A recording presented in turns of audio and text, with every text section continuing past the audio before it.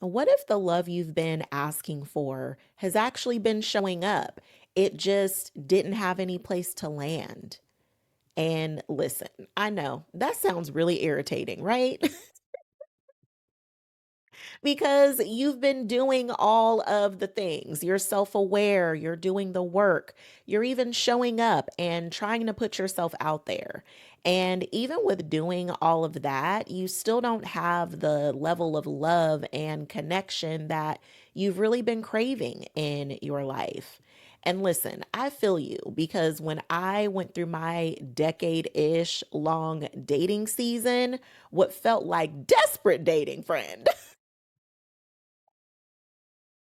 I know how frustrating that can be. And here's what I learned. It wasn't necessarily that I had an attracting problem, it was that I had a receiving problem. Because it's really hard for love to come into your life when your hands are closed and your arms are crossed and every single part of you is bracing for impact because you're just waiting for somebody to disappoint you. So, friend, let's talk about the ways that we have blocked love. And let me give you a framework so that you can actually have a place for love to come in and land. So let's get into it, friend, because this doesn't always show up in those super obvious ways like, oh, you just have your walls up, you're creating distance, or you're being cold. Sure, those things do play a part.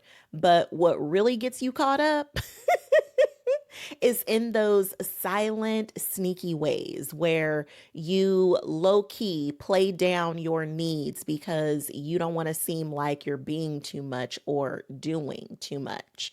Or you deflecting compliments because, friend, can you not take a compliment to save your life? When somebody pays you a compliment, do you instantly go into over complimenting them? It's okay, just asking for a friend.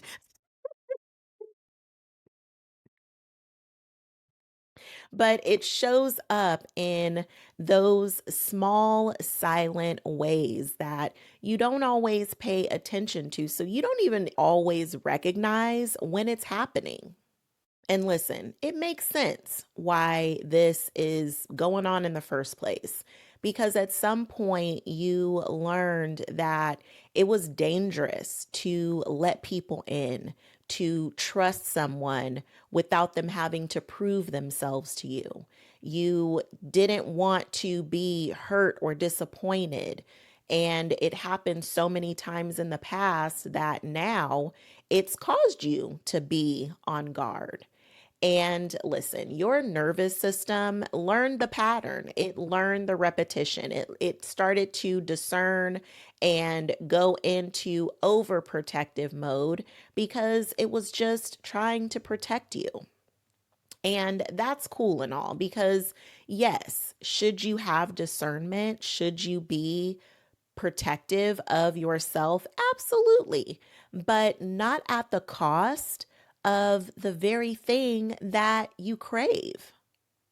Because here's what I learned the hard way, friend, is that love cannot survive when you are in survival mode. When you are constantly in hypervigilance mode, where you are just on guard nonstop, love has no place to land. You've been carrying this armor trying to protect yourself for so long that when love shows up, it just bounces smooth off. There is no soft place to land because your armor has been holding you down all this time. Creating space for love is not passive. It is very much an intentional act of allowing yourself to be vulnerable, to allow yourself to actually be in a position to welcome in the love that you really desire. And friend, it's possible. And I'm not saying that you have to just fully let your guard down and throw caution to the wind and just let anybody up and through here. That's not at all what I'm saying. But what I am inviting you to do is to be willing to open up for the right reasons and the right people. So let me give you this framework, which I happen to love. It's called open. So let's get into it, friend. I'm going to be glancing at my notes. The O is own where you are blocking, friend. This is so important, okay? First of all, no shade, no shame, and no judgment. Because, friend, whenever we tend to look at ourselves and we want to take that accountability, it comes with a lot of judgment, okay? A lot of shame. And that does not help us grow. It doesn't help us to have the level of self awareness and hold ourselves accountable in the ways that we really want to if all we're doing is putting ourselves down.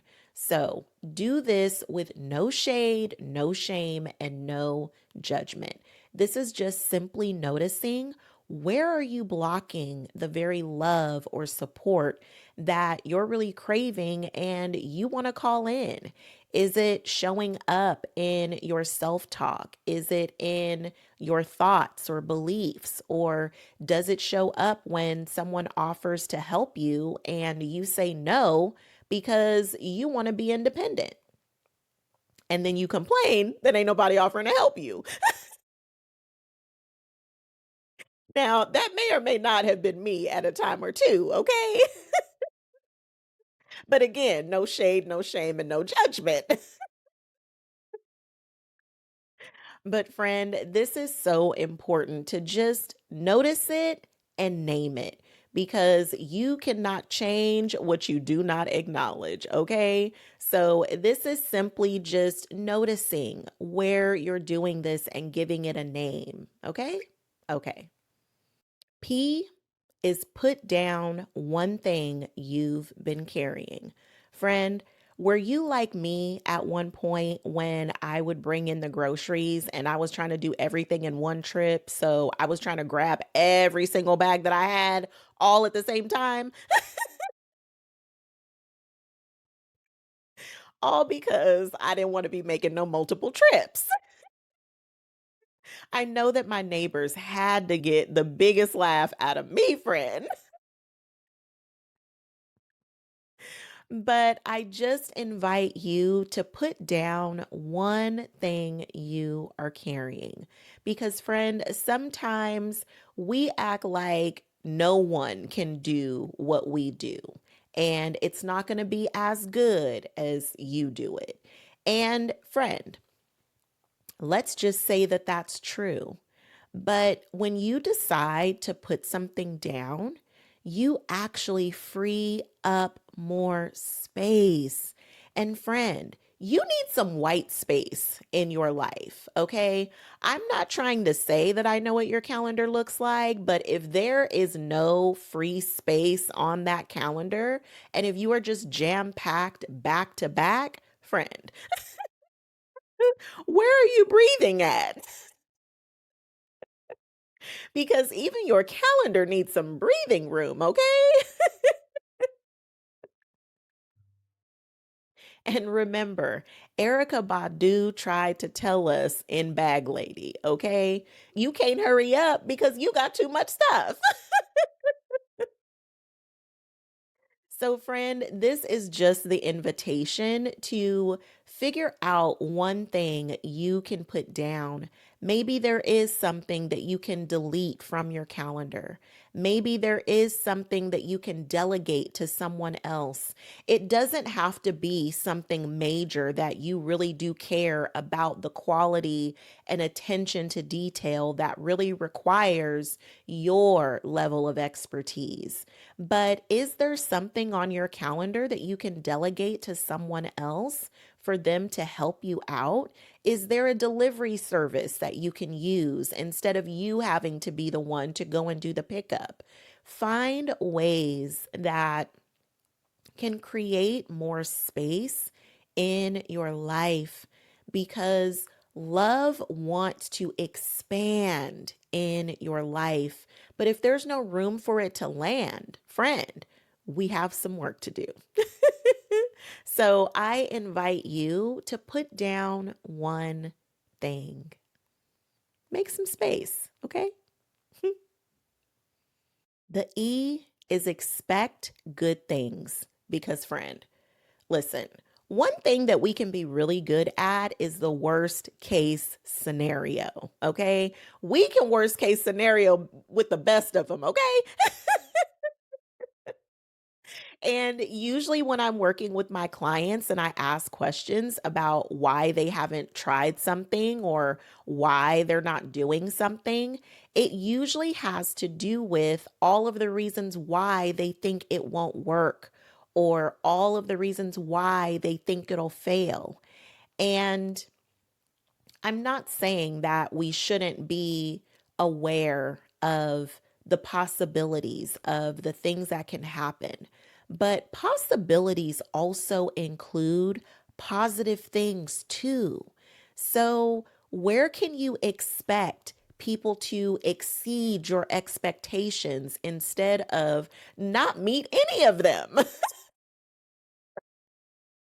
Where can you expect to be pleasantly surprised by people instead of heavily disappointed? Where can you start having more faith that the love that you crave, that it's on its way? Friend, expect good things. I really noticed this so much when I was dating because for a long time in my dating season, I thought that it was dang near impossible for love to find its way to me. I didn't have much faith in men that the good ones were all gone, or just thinking that they weren't being honest or truthful or faithful.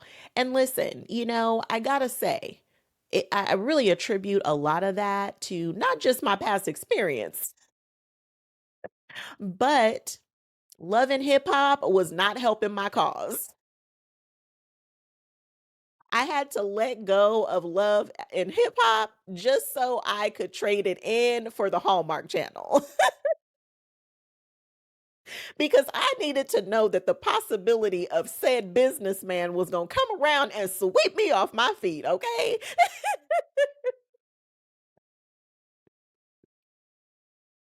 But in all seriousness, though, friend, it's time to take a little audit of your life and where are you expecting the worst? And where can you reframe that into a positive possibility? Because even though the worst case scenario is an option, so are positive things too.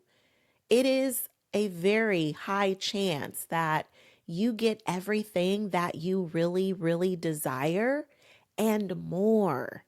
But, friend, it's going to cause you to really evaluate where you are not expecting better so that you can shift into expecting good things to happen because it is possible for you, friend. If it was possible for me, it's for sure possible for you.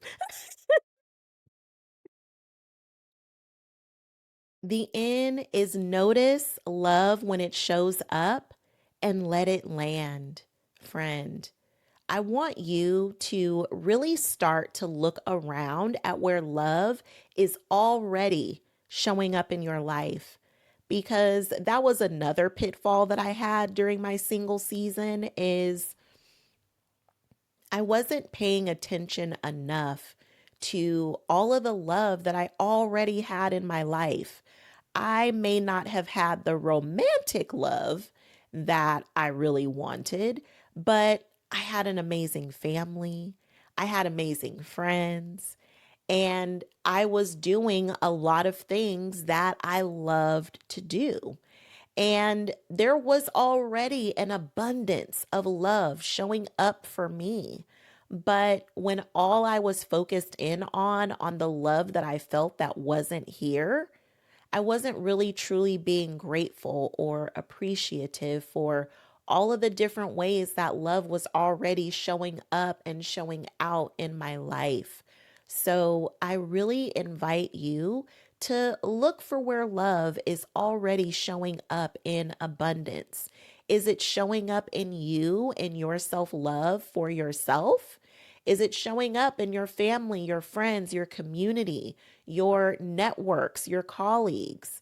Where is love already showing up? Because I guarantee you, if you can shift your focus to where love is already showing up, then you can definitely create more room for that to land. Because when you focus on all of that love in its abundance, then you start to call more of it in. Oh, that's good. Oh, friend, the open framework. Oh, I love that one. Okay, let me get you your journal prompt. Where have I been blocking love without realizing it? And what is one way I can create space for it to land this week? Friend, I really hope that you spend some time with this one because you might even surprise yourself with all of the ways that love is already showing up in your life. So, really explore that, friend. Get into it, okay? Yes.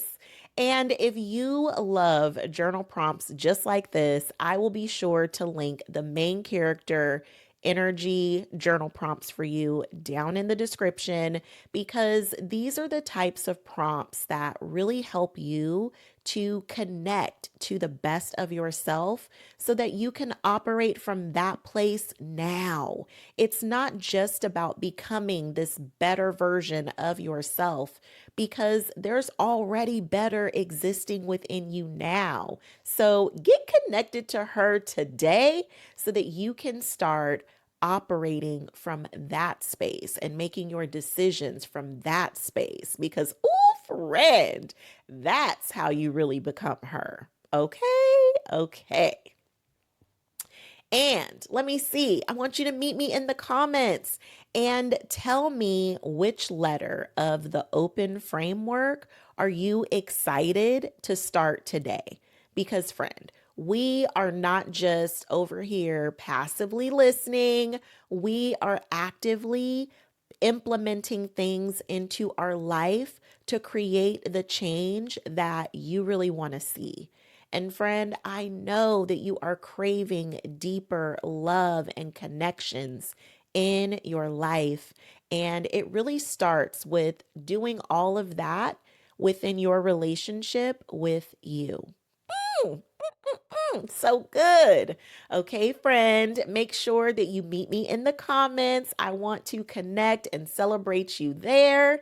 And remember, I love myself so much, I don't play about me. And if you hang out with me long enough, you will love yourself so much that you won't play about you either. Okay, friend? Yes.